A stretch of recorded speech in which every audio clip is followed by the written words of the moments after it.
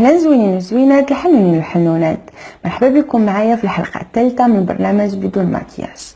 الحلقه ديال اليوم غادي نهضروا على واحد المشكل كبير ومن اهم المشاكل اللي عندنا في المغرب، وهذا المشكل يخرج لنا على حياتنا وحياه ولادنا وولاد ولادنا الا ما لقيناش حل دابا، وهو التعليم.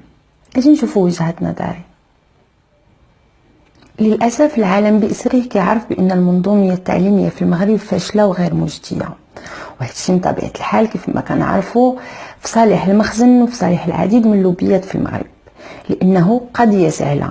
شعب ما قاريش سافودير شعب مكلخ، شعب ما غاديش يطالب بحقوقه، شعب ممكن تسرحو كيف ما بغيتي وتنهب الثروات ديال البلاد بلا ما يحاسبك.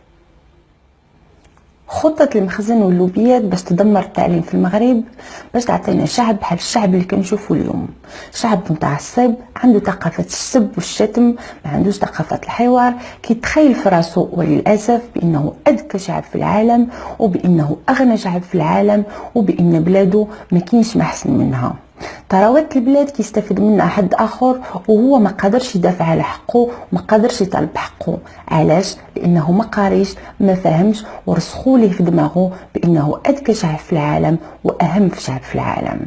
مزيان نفتخروا براسنا ونقولوا باننا احسن شعب في العالم، ولكن باش حنا احسن شعب في العالم؟ الشعب المغربي فقد الثقه في المدارس العموميه وبدا كيفكر في حل.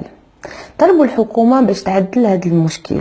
طبيعه الحال الحكومه كيف ديما كتلقى شي حلول غريبه عجيبه، وحلها هذه الخطره هو خوصصه التعليم، على اساس بان الشعب المغربي كله بخير وعلى خير، وكنا عندنا بزاف ديال الفلوس شيطين علينا لدرجات غنخلصوا مدارس خصوصيه لولادنا.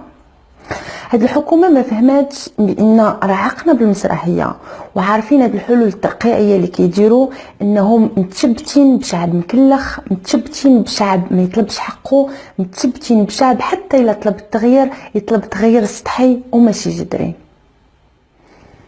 اغلبيتكم غادي يقولوا لي هادشي حنا عرفناه، فين هو الحل؟ الوغ الحل ما تسناش، لان التغيير عمره ما غادي يكون، وهاد المسرحيه الكبيره اللي هي اخراج المخزن ولعبه ديال الحكومه كونوا على يقين عمرها ما غادي تبدل. خصنا نبدلوا حنايا من نفوسنا، حنايا خصنا نقراو، حنايا خصنا نبحثوا، حنايا خصنا نعاونوا ولادنا.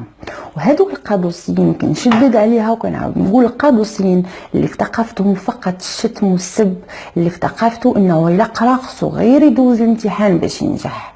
هاد النوع ديال الناس هما اللي خصنا نكونسونطراو عليهم ونخلوهم يفهموا واحد الحاجه.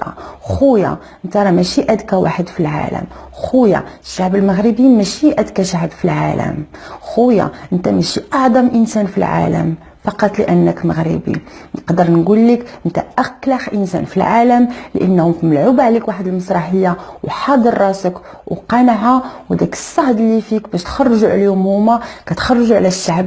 وبيناتنا حنا الشعب كنكرهوا بعضياتنا وكنعايروا بعضياتنا وما كنتفاهموش مع بعضياتنا وما عندناش روح المسامحه وما عندناش روح الحوار، وغادي نبقاو ديما شعب بدون ثقافه، واللي ما عندوش ثقافه غتمشي ليه الهويه ديالو، وحنا راه في هذه الطريق هذه.